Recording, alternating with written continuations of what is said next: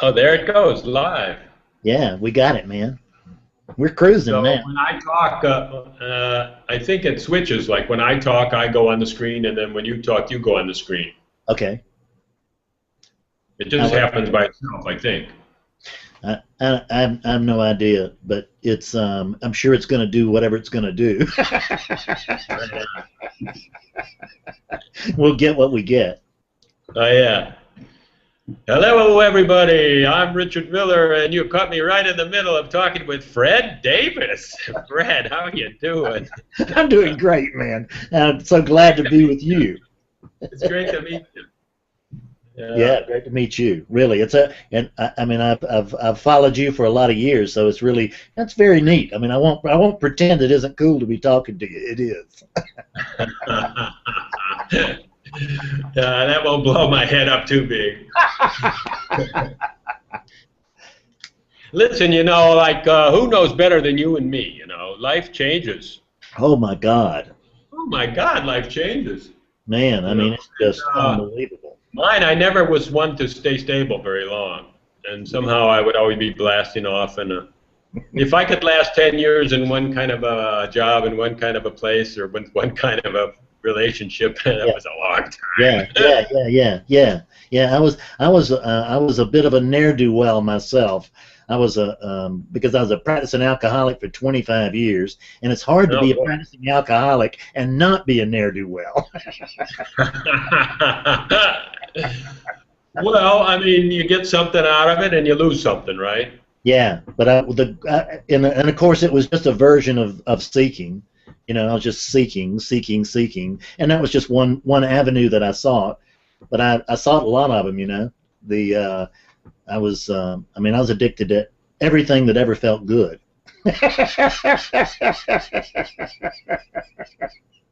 We use the word seeking like it's a word, like it means something, right? But I mean, really, we all invented it, made it up, right? I mean, but if we go down beneath seeking, what do we have, right?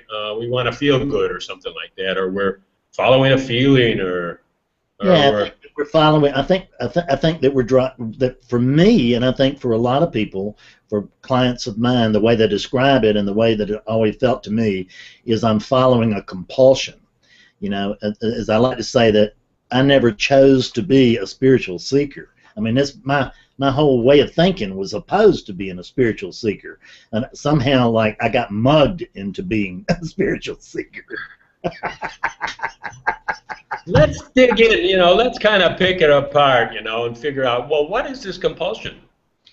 Yeah, It it's must be made of something that we could realize or recognize, right? I really think it's that it's the draw to what should we call it, wholeness. I think that's what I think it is. I think that there is a draw. I think that there is a draw to wholeness built in. I guess it's to everybody, but it's just not active for everybody. And it was active for me. I'll tell you that because for 24 years I didn't. I mean, I was in and out, but 24 years I stayed reading those books, you know, and then man, once this non-duality exploded onto the scene with, you know, Eckhart Tolle and all that, then I was watching the videos and watching But YouTube. were you reading those books all those years? I was reading Buddhism and stuff all those years. That's what Oh, I yeah. was. Okay. My lineage is bookstore Buddhism. I see. So I I follow. don't know. I mean, like, okay, we're pushed to do certain things, right? And we Yeah. seek certain solace. Yes, that's right. And, we can say that there's some kind of a compulsion or there's some kind of yearning or that we can put a word looking for wholeness and all that stuff. Maybe that's an afterthought, right? Because we found wholeness, but if we never found it, maybe we just disintegrated, right? We could call it like we went crazy or something, like we just went off the map, right? Yeah. Well, you know. Yeah, I mean, I don't want to put the word wholeness to it right away, and Yeah. glorify. I like the word yearning. I like your word yearning. Yeah. Well, like when I really think about yearning, it's one of those words that it's like one side of a coin, right? Yeah. In other words, so many words seem to be one side of a coin, and then there's another side to the coin. Now, if I'm yearning for something, then I'm rejecting something and dismissing something at the same time, right? Because I have something right here, right now. Yeah. But yet I'm yearning for something else. Right. Now, what's wrong with what's here? And so then I think yearning and dismissal are the same word, actually. And I don't glorify either one of them. I like that very, very much, because it really is what, I mean, it's what's happening when we're still seekers, is that what we're doing is, because what we're always doing is dismissing this. I mean, it's like, I want to find wholeness. Well, where the hell are you going to look? I mean, if you're looking for wholeness, are you currently outside of wholeness? And or whatever it is. I mean, exactly. Yeah, right. Later that dawns on you, right? Yeah, exactly. So it's like, oh, I see, but I don't want it. But the key is that this, what I like to call just this, it doesn't add up to being what ego wants it to be. Because this is simply like, now, let's not go too fast, because like now we're putting ego in the equation. Let's go slowly and let's get ego at the end, But right now, let's just say that we got some feelings, right? And apparently we've given up on controlling those feelings or directing them. Well, we say, well, those feelings are tied to what's here now, and they're kind of bogus. They kind of like don't take me anywhere new, right? They were cool back then, but now I'm bored with them. Yes. And so then somehow my idea set doesn't jive with what's happening. I've got these ideas that I could be glorious and all these things, but it doesn't seem that way. So I should reject it, right? I should reject it and go on a search. That's what I was talking about when I just happened to introduce the word ego. When I said, is that we're rejecting this in favor of a better now. We want to better this, because I had heard a lot about surrender, but I was looking for the right arising to surrender to, and this was never it. Wherever I was, this just wasn't quite what I was looking for. I was looking for, I wanted that angels and trumpets thing, and I just thought that that reality would surely be much cooler than this. Let me inject another little note in there and see if this is a tickler, Yeah. Because we have two things going on. We have an experience, and then we have an interpretation, right? Mm-hmm. And so then it's really hard to differentiate those because they get all wound up together. And then the interpretation is kind of a lens that you're looking through for the experience, or the interpretation is something that you're trying to duplicate, so you're pushing the experience toward the interpretation. So it's hard to unwind those two, but let's just say there's those two components. Something's happening, and then I explain it. Yeah. Right? And so then, okay, if I'm dissatisfied and I've got this yearning, of course what's here I'm dissatisfied with is my experience, right? Yes. With that component of interpretation in it. Yeah. But what I'm yearning for is solely an idea, right? It's totally an idea. So I'm rejecting an experience and in favor of an idea, right? And so then, whose idea is it? Of course, it's not my idea, because where did it come from? Right. I borrowed it. Yeah. Somebody told me stories of their life, and I thought, gee, why can't mine be like that, right? And so then, I mean, it's kind of like a weak way to run your life, I think. It's tossing all experience in the garbage can and living a life of ideas. Already we're confused between experience and ideas already, but now it's worse. We have, this is what we talk about waking up, but really what we need to do is the way I see it, is that we need to wake down. We just need to wake down into the body, because we're living in these ideas that you're talking about. I mean, our minds are living in these ideas, but our body is here. And if we can just wake down into our body, now suddenly we're in reality. instead of lost in the fantasy, which is Yeah. Well, ideas could be, a lot of people say my ideas are good and they're close, they're an interpretation of reality. So they're, it's the best we can do. But, okay, you said wake down to the body. I like the idea of wake down, but, it's way more than the body. It's all my relationships, it's all my interconnections, it's all my conditioning, and it's all my society and culture, and, it's my roles, all my roles, and it's my goals and all that stuff. I have to wake down to all that stuff and see, kind of examine it. That's right. When I say and that's what I mean. When I say my body, I just mean the world. Is that I'm waking down from a mental imaginary world where I know just how things should be, but it's never like this. And I know just what everybody should be doing, but they're never quite doing it. So it's and I wake down from there into the world, and now now I've got a shot at actually living in experience instead of living in my head, and that's what I mean, is that we're living in our heads, and we got to come down to the world, because this is what is not in my head. What's in my head is what isn't. Well, it's kind of like all mixed up in a big pot, But I mean, I think I want to add one thing right here. Like, of course, everybody somehow has got a different mixture of what is and what they think about it. Mm-hmm. But let's just say that why not? Let's just honor everybody's experience, because they're here to live their own life. They're not here to live my life or to duplicate it or to clone me. I'm not here to clone anyone. So then let's just say that we respect people where they're at, right? Because, it has to be part of their process. And we can either try to wrench them out of their process and say, no, take a left turn here.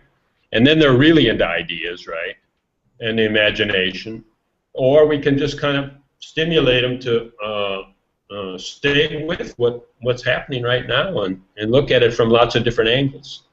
But I don't think that we can very successfully just accept people and honor people and let them do what they do, as long as I think I'm this. Because as long as I think I'm just limited to being this body, then what I want then I know how things should be. They should be in alignment with what this body wants. Or, or the body mind, right? God, I don't know, because, the part of respecting the other is to realize they got the same thoughts, right? That you should do what they want, and you got the thoughts that they should do what you want, and then somehow that whole thing breaks down because you realize it can't be both ways. So, unless I just really, really filter all my contacts and find mirror images of myself, which is kind of like dull. I think and ideally that might be a fine way to be, but I notice it's not the way that we are. Is that because what we are is there's 7 billion of us just on this planet. And I understand that's a lot of people, but have you noticed which one is the important one? That's this one. Well, I say, what's wrong with that? What's wrong with that? Because, like I was just trying to say, we're here to live our own life, and so then, and we should give honor that there are 7 billion points of view. I don't think we can do that as long as we're sold on being this, because the thing is I want you to do just fine. I really do. I hope you do really well, and I want you to get everything that you need and everything you want. But just right now, I notice that everything you've got really kind of belongs over in my pile. But I wish you the best. But I wish you the best of luck. I don't know. I don't really feel that way, because I see people with more money than me and more possessions than me, and I'm happy to not have them. Oh, I am too now. I am too now. They're like a burden. Yeah. Lots of possessions are a burden. Maybe I'll take one or two, but. Yeah. So it is. I can understand that now, but I would have never bought that 10 years ago. It just no way. Well, we're saying it, and now people can evaluate it for themselves, and then they can look at it anew and rethink it, and yeah. And, it's kind of an old way. it's not a bad idea to, not, I think it's a good idea to, to throw the topic out there. I mean, to throw that idea out there, because it's a, I mean, certainly a skillful movement to move in that direction. But I think that but I don't think we're going to make a lot of movement in that direction until we've first figured out that I'm not actually the center of the universe, because, which is tough to do. Because, if you look at how our vision works, I mean, my vision is actually passive, but it feels active. It comes out like this. It starts out real small. It goes out left and right until it actually encompasses the whole universe. And I don't know about you, but everywhere I look, I'm right in the middle. Yeah, right. So it's clear that I'm the center. It's clear that I'm in the important one. And I notice that things should be just as I want them to be, which is that this guy is driving too slowly. For who? For me. Is he, in truth, is he driving too slowly? No, he's not driving too slowly. He's driving like he's driving. But as long as I'm coming from here and I want to be up there at the mall, and this guy's in between me and the mall, he's driving wrong. Right? You see that? I mean, he's just an idiot. Yeah, but I think that we can get past that one pretty quickly, right? I don't know, maybe not quickly, okay? Yeah. But somehow we get past it. Somehow we know that we're driving too slow for someone behind us, and then we say, "Why are you beeping your horn?" Why are you beeping your horn? Because I can't see the street signs anymore. I gotta stop and look. Yeah, shit. But the driver of the other car. The driver of the slow driver, he's seeing the universe from his center, and he's just figuring the guy behind him is just a real asshole for blowing his horn at him and all that stuff. Just why this young whippersnapper, what's he doing? You see, but neither one of them is right. Yeah. There is no. In truth, I mean, in reality, there's just simply no right or wrong. There can be skillful and unskillful, perhaps more skillful, less skillful, but it's, I mean, I don't have to tell you, I don't think, that it's beyond right and wrong. It's beyond left and right. It's beyond good. Let me go back in a way and reframe some things, and then see, because of course we started our life as pretty helpless little being, and we learn from our parents, and then we get used to being told what's what, and then we ask a lot of questions, and then right away we go to school, and then school not only tells us what's what, but they tell us what to be interested in, because they say this is history, and this is mathematics, and this is English, and this is stuff you need to know, right? And so then we don't even know what our interests are, but we're told, right? Yeah. And so then there's a huge momentum to ask people what to do, or to find a guide and be guided, right?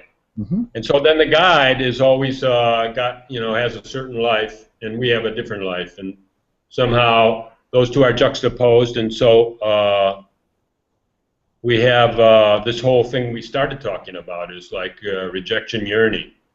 Right? Why should I have my life when I could have his, or he'd teach me how, right? And then we're transported really subtly from more pure experience to more pure thought, because we're imagining what his experience is, right? And so then what's the effect of living in thought? Especially with the English language, I think so many things are objectified, which means they're all external to us. Because the language itself has a name for so many things, right? And often the name is a noun, right? It's a noun, meaning that it's an object, right? And then that's where we get to the whole thing we talked about in the traffic, like we're objectifying the guy in front of us. He's the guy in our way. Yeah, that's right. He's a block. Yeah. And then that's really the key to all bad things in the world, right? Because if you objectify another being, even if it's a tree, then you say, I'm going to chop it down and make kindling out of it, or this guy, I'm going to beat my horn at him or be brusque with him, or maybe worse, I'll even teach him a lesson, and then I'll, I'll teach Or him in to some get on it. societies, they just said, well, I'm going to shoot all his relatives just so he knows that I'm real. I got real bullets. It could go really bad, but I mean, it's all based on living in ideas more than living in experience, right? Well, I mean, the human experience is a life of ideas versus a life. I mean, we're never in our lives. That's what I mean by waking down. We've got to wait. I mean, we're not going to be. There's not going to be a sense of peace and completion or anything else until we can wake down into our lives. Until we can get out of our heads. Until we can get out of that realm of thought. Because we just, once we objectify, you're talking about this, so I'll go off on this for just a minute. So once we objectify anything, because what happens is that we objectify everything. From the moment that a child comes to self-awareness, and there's me and other. And the instant that there's an other, the Tao Te Ching talks about this. They say that first there's one, then there's two, and then there are the 10,000 things. And what it's saying there is that in that moment, that child, for the first 2 years, there's just whatever this is. The child is in a merged state with the universe. It's just a ball of pure experiencing. And then there's that moment of self-awareness where somebody looks over and says, you're Fred and I'm not. And it's like, oh my God, there's a me here. This is unbelievable. This is great, because now that I notice there's a me here, I notice, look at, it's pretty special me. And then all of a sudden everything gets turned on its head the moment that I go, oh my God, look at the size of other. Because I look over, there can't be a me. I don't know where my yin, here we go. I mean, there can't be a me without an other. There can't be an other without a me. I mean, these two have to co-arise. They're dependent arisings. And the moment there is an other, that's when the mind will come in, and it'll take that other and it'll chop it up, just like a French chef's knife with a fresh onion. Chop, chop, chop, chop, chop, chop, chop, chop. And now we have the 10,000 things. It's divided other into the 10,000 things. It divides, it classifies. Same thing that science does. Divides and classifies. And at that point, we have, with that 10,000 things, it's really just we've named everything. And once I've named everything, then I'm no longer in reality. Once there's a naming to all this, I'm out Well, of. I don't know if you were in reality before you named it either. I mean, all you did was you felt your body, right? You felt burps coming up, you felt hungers, you felt warm in your pants like you peed or something. I mean, what's so real about that? Well, it's it's all subjective, isn't it? My point here, my real point here is not necessarily what the child is going through. It's what we as adults are going through. Because once we're naming things and we're dealing with language, right? But let's deal with it, like you said, skillfully. But if we go to but what I am is actually prior to language. What I am is prior to. Well, I mean, I don't want to be that anymore. I'll be a one-celled animal. That's not actually. No, that's not so. What we are is, look at what the Tao Te Ching says when it says the Tao that can be named is not the eternal Tao.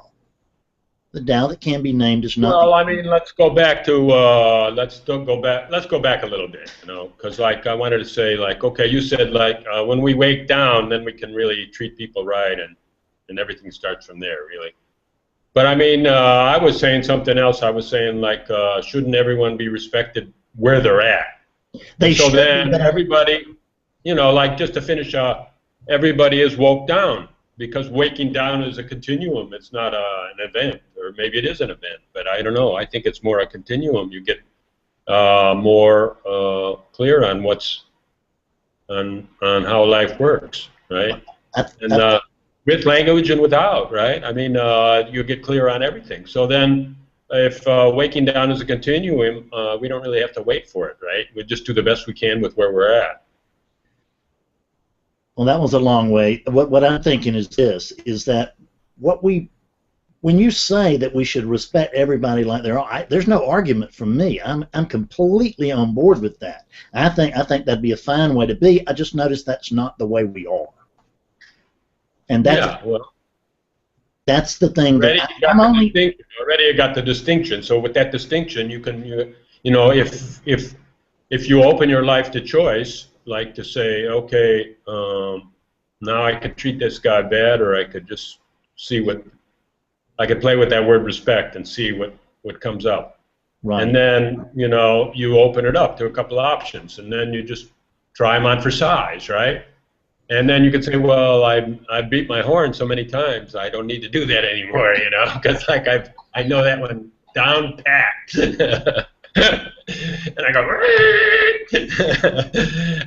maybe I don't have to practice that one anymore, right? Because if I ever need it, it's there,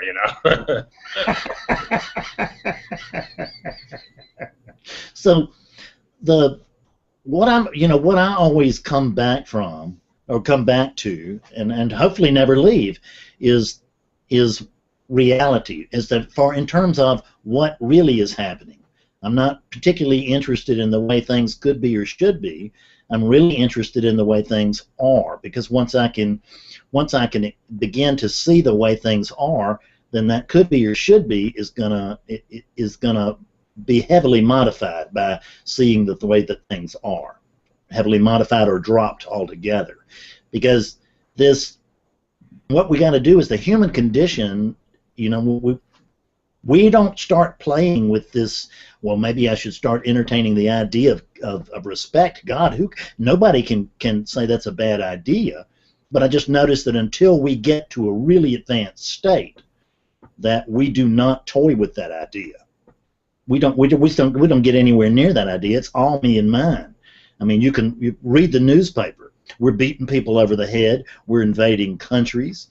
We are, we're robbing things. We're defrauding people. We're doing everything we can. Is all built around I need to get mine, and there's just not enough to go around.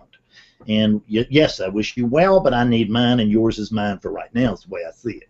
So it's until we can come out of the primitive mode. When we come out of primitive mode and begin to move into a more skillful mode, into a clearer mode, a more awake mode. Even as a seeker, as a seeker, it's almost like a training ground, because we begin to entertain new ideas, and we begin to try things. We do then begin to try things out. Like what always a suggestion I have is, what if we started treating people as if they mattered? Because we really, as a general rule, we simply don't. Human beings are my tools to get what I want. Then I've got, whether it's sex or money or power or whatever it is that I'm after. Okay, I was alluding to some powers of choice, right? Okay. And, whether you could say like, okay, I was angry with people. I used anger a lot in my life, and then now maybe when that comes up, I can choose to look for an alternative. So, right? And respect might be one of them, right? Mm-hmm. And so then, let me see what I want to say there. Choice. I'm alluding to a power of choice. So then, okay, what's the first and most important choice? The first and most important choice is to choose what we focus on, right? Because if somebody makes a loud noise, oh, what's that? Or somebody does something that I don't like, oh, my focus goes right there. They steal my focus, just like I'm nothing. I have no, I have no direction. Anyone can grab my focus and just take it away from me. Yeah. It belongs to someone else. It doesn't even belong to me, right? Now that's the first and most important choice, is to choose your focus. That's the first and most important choice in your opinion, but it's not the first and most important in mine. In my opinion, it's not what we focus on that's so key. It's where we're focusing from. Am I focusing? Am I looking as this body, or am I looking through this body? Am I looking as an individual, or am I looking from truth? And if I'm Well, looking, this is the same thing. This is exactly the same thing because, you know, focusing from or focusing toward.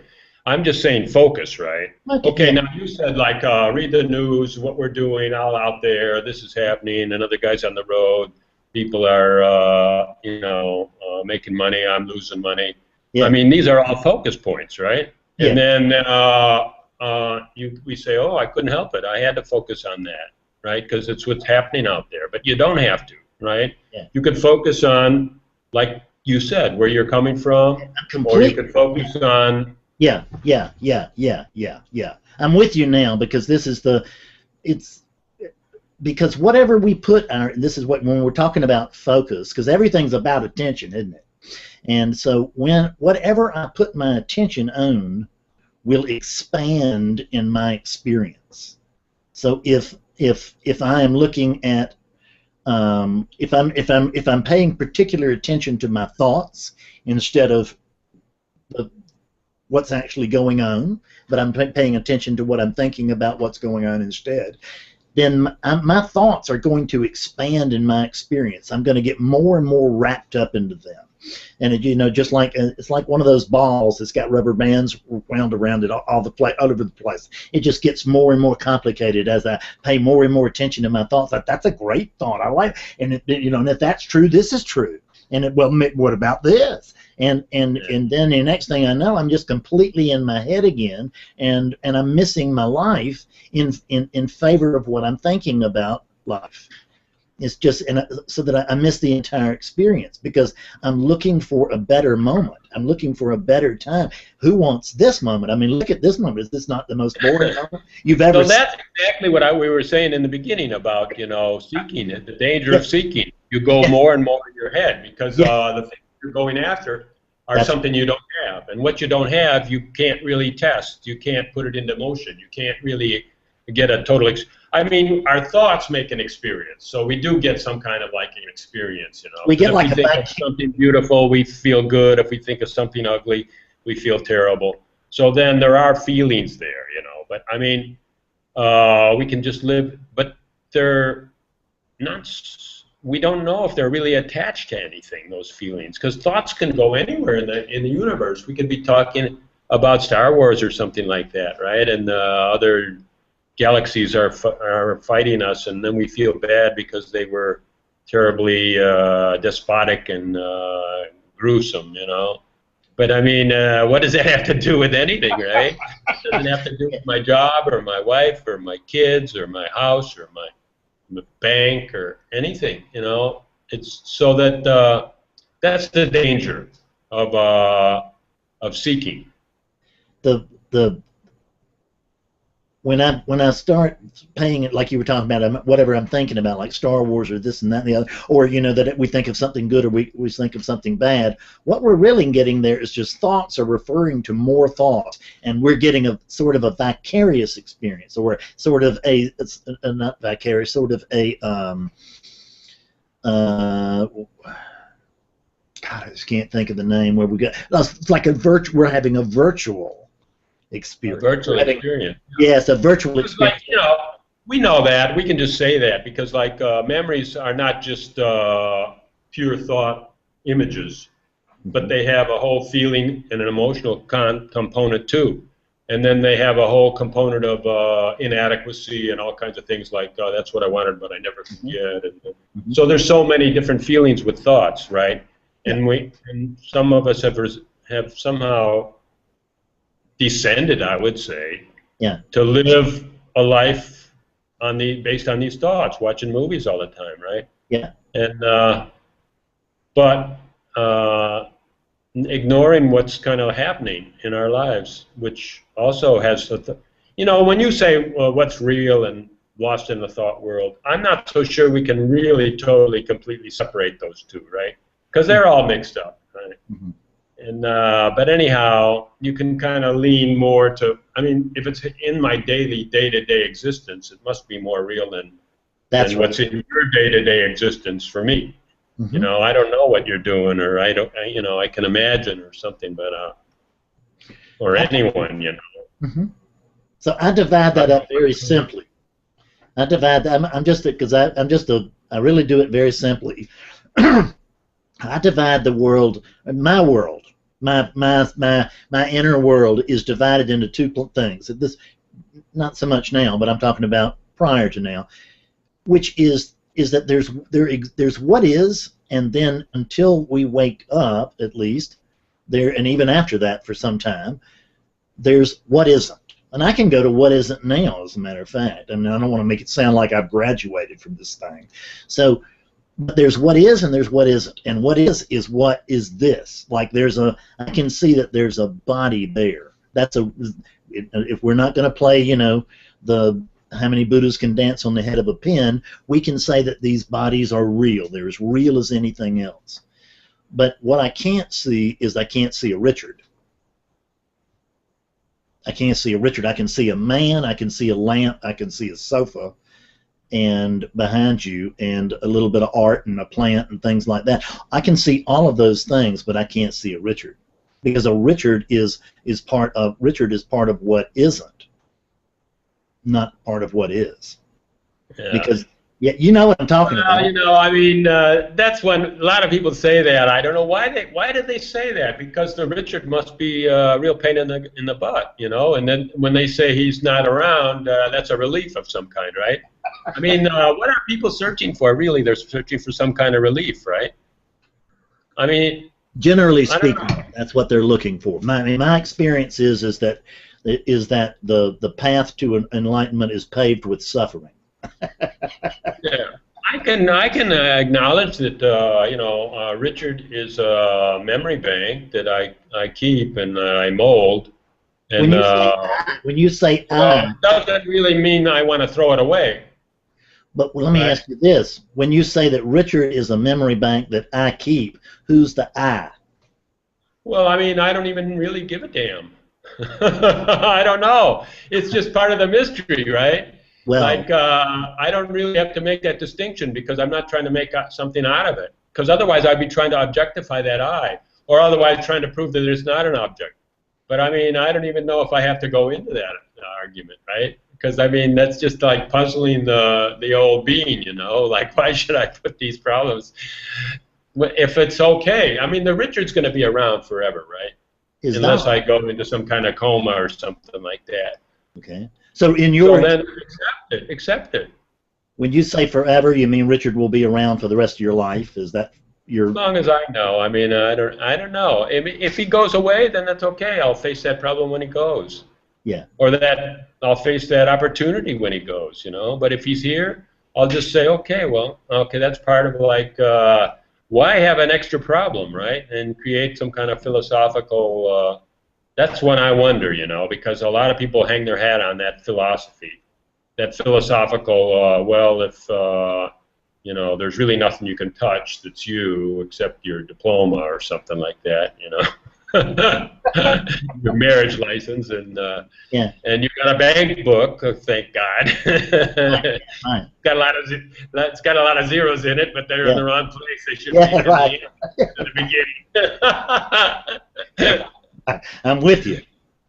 Yeah. Okay. So then I don't know about that. We could say that, and then a lot of people say, "Oh yeah, of course. Yeah, I guess I'm. Yeah, you're not here." But anyhow, like I'm okay to be here and okay not to be here. So however it strikes me each morning when I wake up, I go for it. I'm just trying to live a life of openness. Okay. Let's see now what.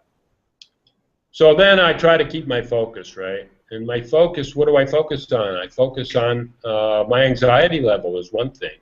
And I realize the things that tighten that anxiety level and the things that loosen it. And then I just kind of direct my life to always loosen it. And then what happens is I'm easygoing, and I try new things, and I say yes to a lot of people and yes to a lot of opportunities. And it's just natural. Maybe I don't even say yes. Maybe I just stop saying no, right? Because I used to say no all the time, right? Yeah. No, I don't have time. My plate's too full. I got to do this. She won't like me. I won't go out with her because, I have all my ideas, right? And so then all those ideas add up to a big N-O. And then that's the main power of a human being is, and oh, I can't go there. I stop. Disengage, disengage. So what happens when you disengage? I mean, you go into ideas, right? Because if you're engaged, you're in experience. If you disengage, you're in ideas, right? And so then, so much of this teaching also says you don't have to engage. You know, you're already everything. Well, that's a way of writing. That's just a way of trying to write off relativity. And I'm not trying to transcend relativity. I think relativity is terrific. And I'm not, you know, I'm in love with my wife. I don't want to transcend her. I'm in love with my little dog. I don't want to transcend him. And those things are relatively important to me. They are very important to me on the in the relative sense. Doesn't mean you can tell me that there's, you know, I mean, what are you going to do if my wife dies? You're going to come to me and tell me, don't worry about it. She was never here anyway. I mean, I've heard that kind of thing of that kind of thing happening, but it's not going to fly here. Yeah. I mean, I may know that ultimately, on one level, that might be ultimately true, but it's not ultimately true for me in a relative state. And I'm not. Again, I'm not. This teaching is not trying to write off relativity. It's trying to learn how do we embrace relativity. How do we embrace this arising? It's always about this arising. How do we embrace this arising right now? That's the only thing that actually counts. Is this arising right here, right now. And if I'm embracing that, then all is well. Because if I'm embracing that, there are no problems. Because there's no problem until I invent, until I give this a name, until I decide that this is Fred, this is the center of the universe, and now I got a benchmark for how everything should be. Well, I don't know about that. You know, that's kind of a limpid way to live. You know, with no Fred. I think Fred is much richer. You know, but anyhow, that's, you know, people can do it. You know, I think people do it for a relief, is what I think. You know, we kind of said that. So I lived, when I first woke up, I was in a terrible, terrible, terrible life situation, and that's what I did was I moved. I was Fred Davis, and what I did was I just moved over to the other side of the circle, and I became not Fred instead. And not Fred. But it's not relative, right? And okay, here's what I got a lot. Wait a minute, just one second. So I got a lot of relief from not being Fred for a while. The problem is that when we're just identifying with the vastness, we're still not living in truth, because I'm not this or that. I'm the whole thing. I'm the whole thing. And when I'm the whole thing, we totally missed that, don't we? Yes, we totally missed that. So when I'm in a position where I'm discounting relativity, I'm just not living in truth. If I'm in a position where I'm discounting the absolute, I'm not in truth. That's why they call this thing, I think, that's why they call this non-duality, because it's all inclusive. It's not excluding, you know, I just hear so much about excluding relativity, and non-duality is not excluding relativity, man. You know, like, okay, like I've tried to really study on myself, like what is the nature of perception, or my perception anyhow, you know. Or thinking about what others said and all that stuff. But, you know, okay, like in science, most equations have to do with the change. Like they call it delta T, the change in temperature, delta P, the change in pressure. You know, and I think that the change is, you know, okay, we say fish doesn't know there's water, right? Because why? We're trying to allude to that water doesn't change. He's always in the water, so he doesn't really, we don't really realize there's air. Okay, a square meter of air weighs a couple of kilograms, you know, but it doesn't feel heavy. I mean, air feels like nothing, right? So we're not really aware that air has got that much mass to it, right? And so then when I'm proposing for a study, you know, in just by adjusting your own focus, is that man only perceives the relative, only. And even those that are in Never Never Land or in some kind of like spaciousness, they realize that because it's not, because the benchmark of the old life, the memory, the benchmark, the relativity is different, and they notice the change, right? And so then when we deny the relative and say, no, I'm living in the absolute, it is a lie. I'm We in are complete lying to agreement. ourselves because we are all in the relative, That's Maybe right. subtle, maybe very subtle, but it doesn't matter, because even like in science, okay, like they got this thing called a logarithmic scale, right? Yeah. That somehow your perceptions from 1 to 10 equals to 10 to 100 equals to 100 to 1,000 equals to 1,000 to 100,000. I mean, okay, they've got a lot of numbers in there, but the perceptions are, what am I trying to say? Okay, like there's no such thing as zero.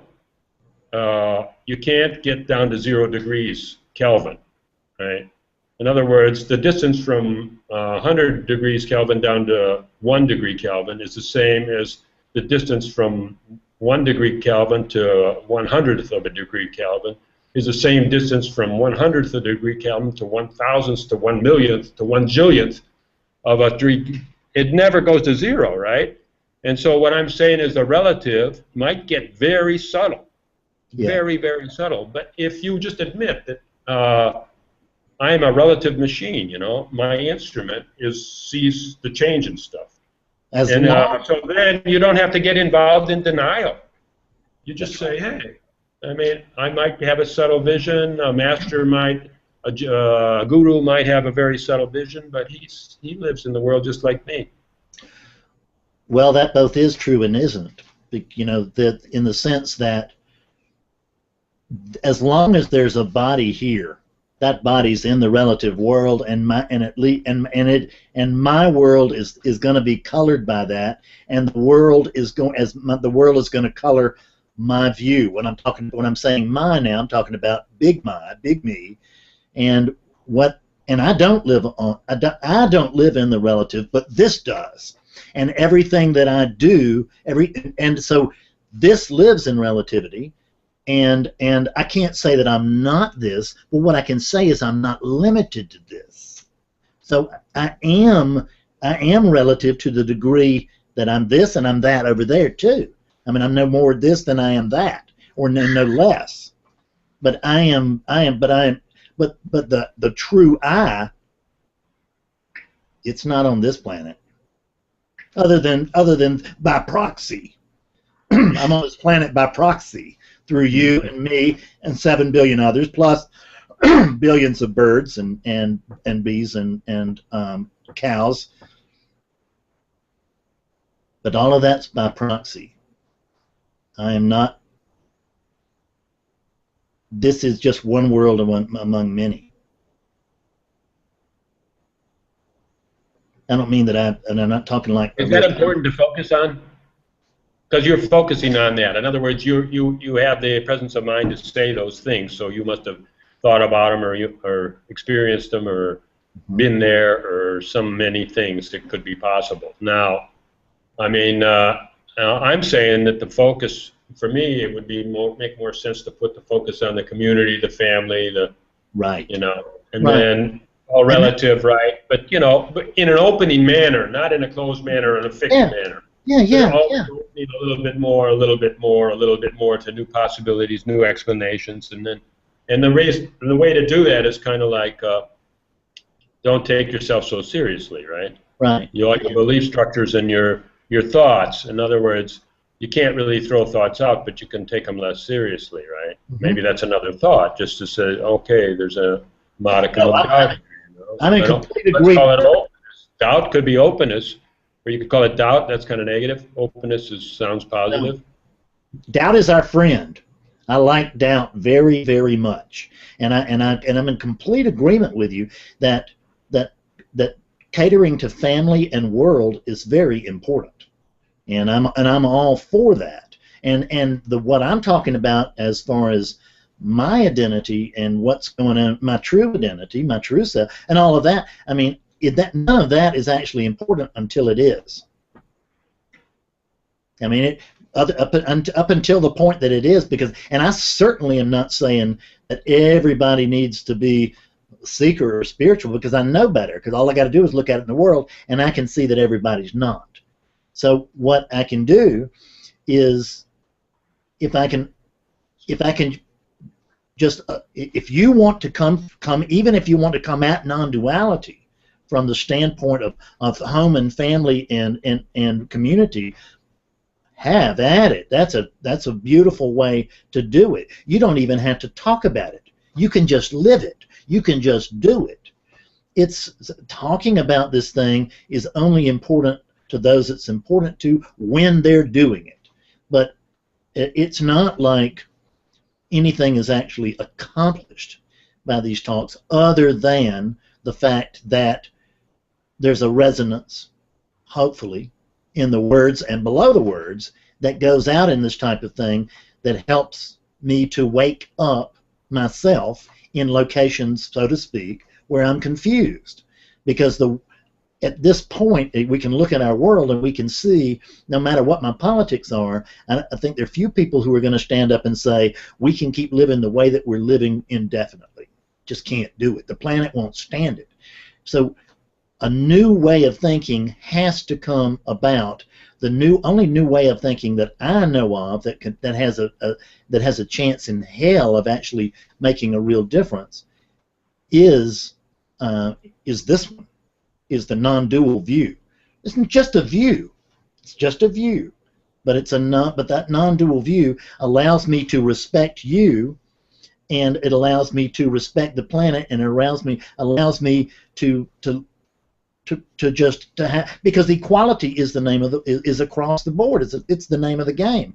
There's only me, so there's only this. There's only this equality. And when I'm in a place where I can honor that and not just talk about it, but actually live in such a way that I'm allowing others to be as they are, and I'm recognizing that even in my own life, where the rubber hits the road, that I'm becoming less and less self-centered and less greedy and less this and that and the other. I've still got plenty enough of those things.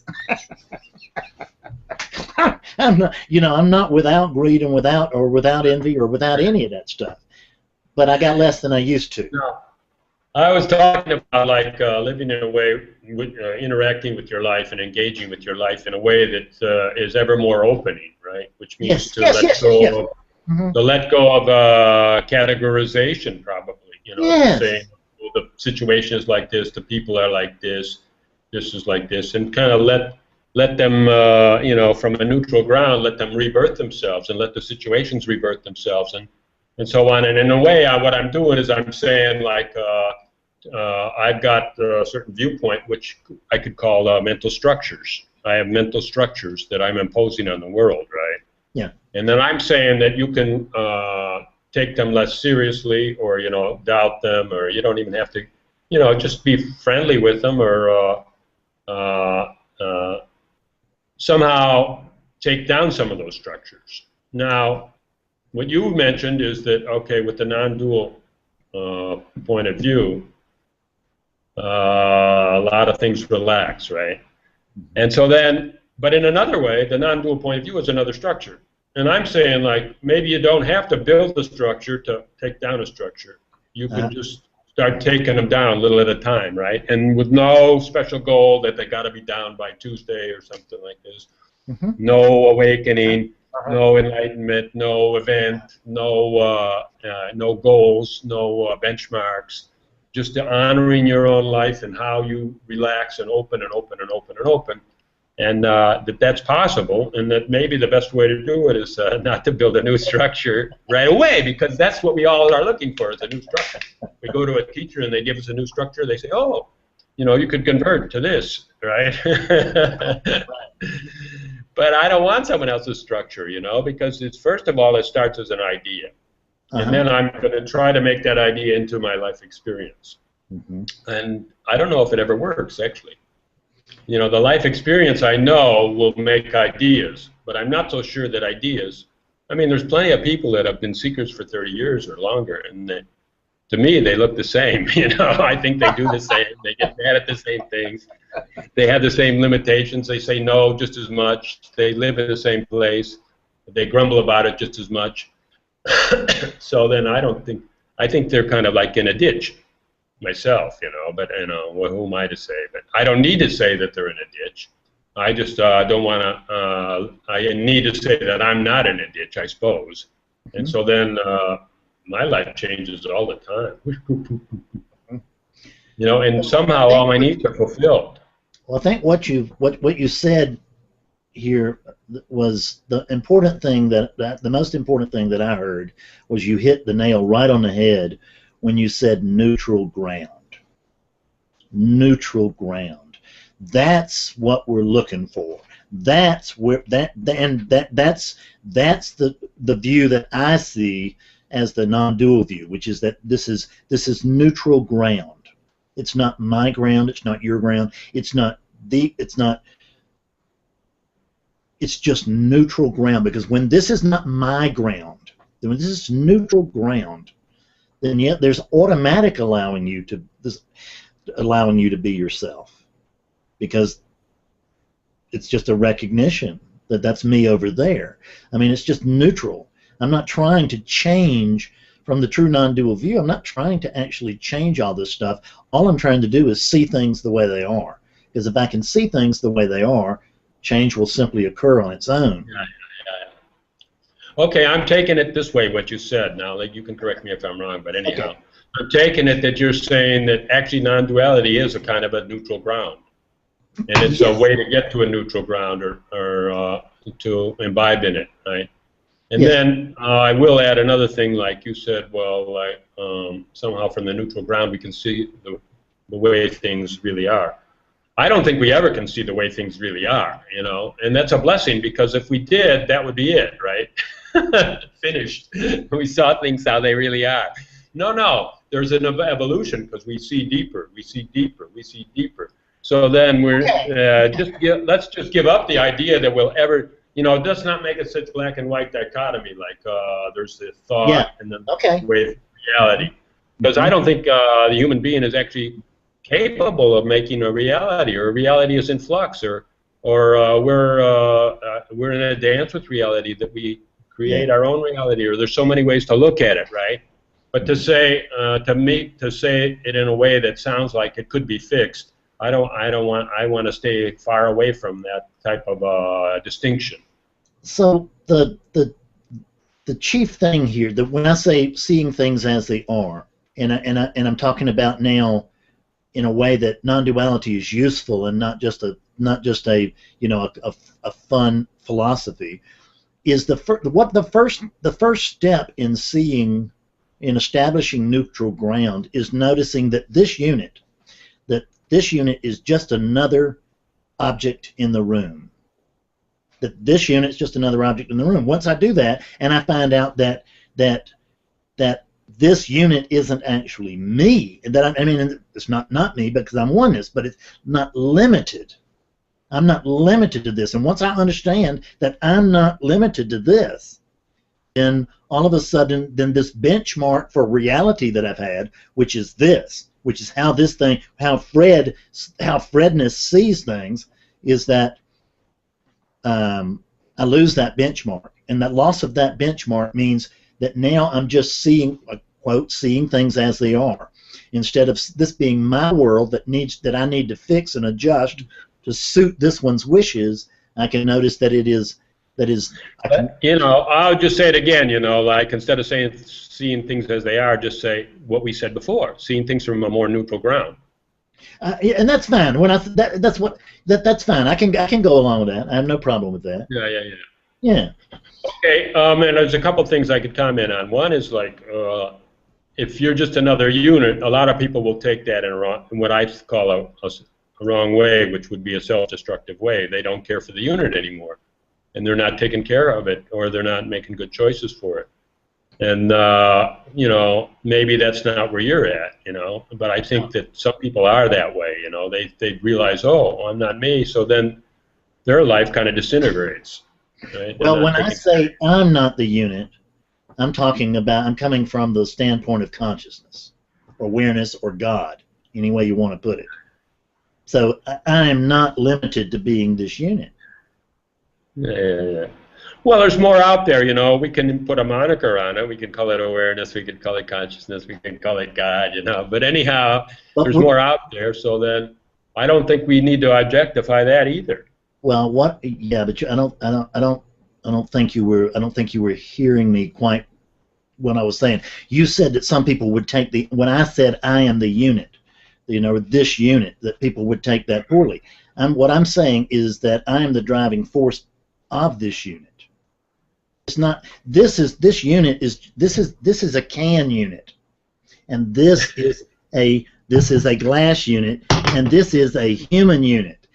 And no, I don't object to it, really. I just wanted to say that out loud so everybody could hear it, so they don't, you know, if they have a tendency to, okay. You know, already some people don't like their life, right? And they blame their body for it. Their body is totally innocent, right? Right. And they blame their body and mistreat their body because they don't like their life, right? Yes. And I'm completely with you. The body in that instance is totally innocent. It's totally always totally innocent. It's always and totally. It's really a pal, you know, because it takes all your BS. That is right. We are in total agreement. We have found something in which we are in total agreement, which is that the body is absolutely innocent. And of course that's what I've been saying. But I like the way you brought that up in order to send the message that you did. Yeah. Another thing you said just a short while ago, which I find exquisite, you know, is that you said something that non-duality is useful, you know, and then we can go into a whole, let's just say, well, what is useful, you know?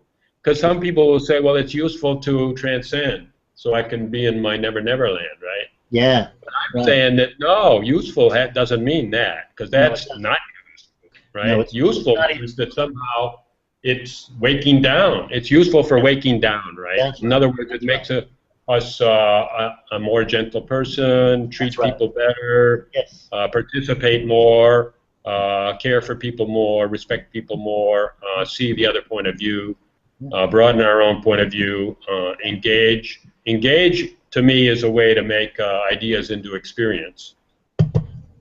And so then, even if you're taking a teaching and it's coming to you as an idea, which all of them are, you have to engage with it and with others and put those tenets into practice and test them out, right? And then say, oh, yeah, wow. If we're not living this thing, then we're just lost in a dream. I mean, I don't mean like the metaphysical hoodoo dream that we talk about. I'm talking about we're just lost in a fog.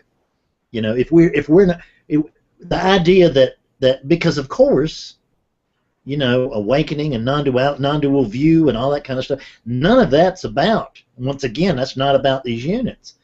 It's not about a Fred. It's awakening is awakening to itself, for itself. And when I can begin to understand that, then again I have this idea of neutral ground. I begin to see that everything needs to be respected. Even this needs to be respected, because even this is even the guy that made it, even the machine, even the guy that minded the metal and all that stuff. It's all a system, right? Yes. Something was floating around in there I wanted to say, but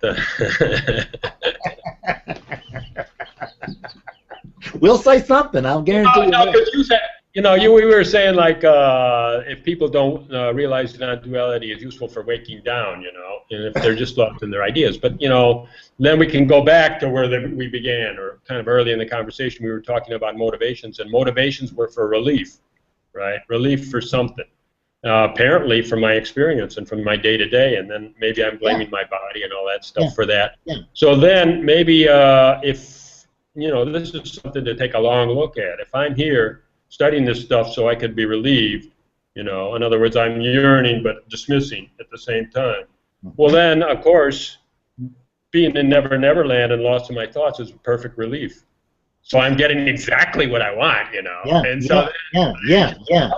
My motives, if I ever want to make, like put the rubber on the road, like you said before, like make this effective in being on the planet.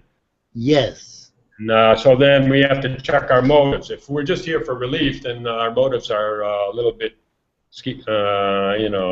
questionable. Well, my motives were highly questionable. My motive was because I was all about just reduce this suffering. I don't care what I have to do, or whatever it takes. Just reduce this thing. Meaning, this thing is killing me. please. And I thought it was this, but you know, the world. But I found out later it was this. But it didn't make any difference. Whatever it was, my experience was singularly terrible in my mind, and I wanted to escape from this into something better, which is of course very, very tough if I'm already oneness and I'm looking for something else. I'm in a bit of a bind. Well, those are reasonings that are put on later, you know. Those are reasonings. I don't really go for all those. I try to drop those reasonings, you know. But anyhow. My motivation was not a lofty one. It was to come out of suffering. And I think whatever motivation you have that will bring you toward a greater understanding is a fine motive. I don't care. I know a lot of people do care about motives. I don't care about a person's motive because my motive didn't change until after I woke up. Up until the moment I woke up, it was all about Fred. And actually, for quite a while after I woke up, there was still a sense that it was all about Fred, only now he was quite the guy. But because he woke up, right? You know, I mean, so only when we get to a deeper level of seeing, that's when we can actually begin to develop or have a motive developed, or develop a motive, however you want to put it. But that's when we can begin to see, okay, I do need to be more compassionate because I see why. I need to be better to myself. I do need to be more. I do need to honor the planet a little bit more than what I'm doing, because this is me and this is pretty cool, and I don't want to blow it just in order to screw up these units. I mean, ultimately, if this all disappears, that's fine. Who cares? I care. You know, I mean, I just care because it doesn't look to me to be skillful to destroy a planet. Yeah. You know? Well, especially if you got kids, you know, and you care for them. Yes, that's right. Because they're going to inherit your mistakes. You know, we're all inheriting mistakes, right? And so then it's going to be worse. It's accelerating. So then these mistakes are probably going to be devastating. Yeah, I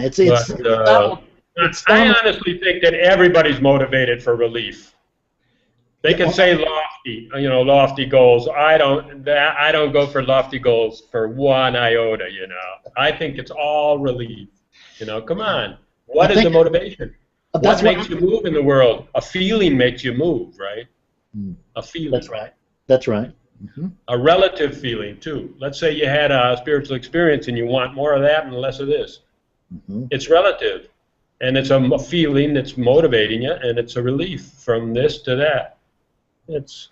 Well, you can, if you've ever done any Vipassana meditation or stuff like this, you can just sit there. They have that, you know, they have a certain meditation which is just to sit there and just notice everything that happens, everything you do, and it's always to relieve suffering on a sliding scale, which is that I'm adjusting my butt because my butt's starting to hurt over here.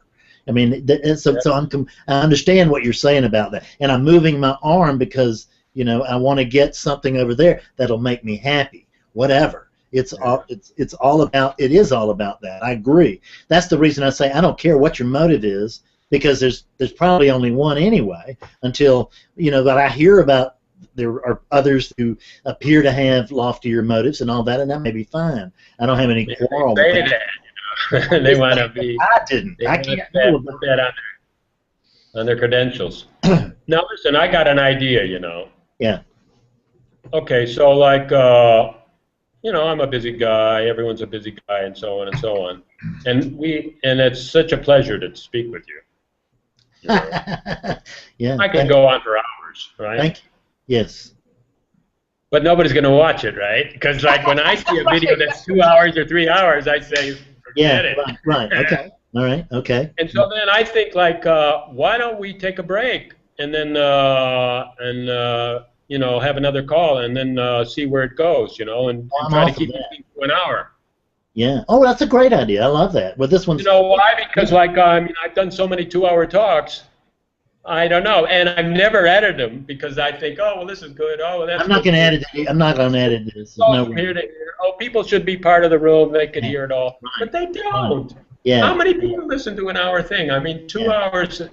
blow me off. I never watch 2 hours. I make plenty of them. Yeah, yeah, right. I I think you're quite animated, and our conversation is full. We don't have Me any too. lulls. Me too. Yeah, yeah. I think Yeah, so. I would love to talk to you again. So I'm yeah. also. And so then, I'm also, I don't know. I would push the end. I'll push the button that says finito, and we okay. go bye bye. Okay. See you next Yeah. time. So are you ready to do that now? Yeah, you could push we Stop don't have to broadcast. hang up. We could just push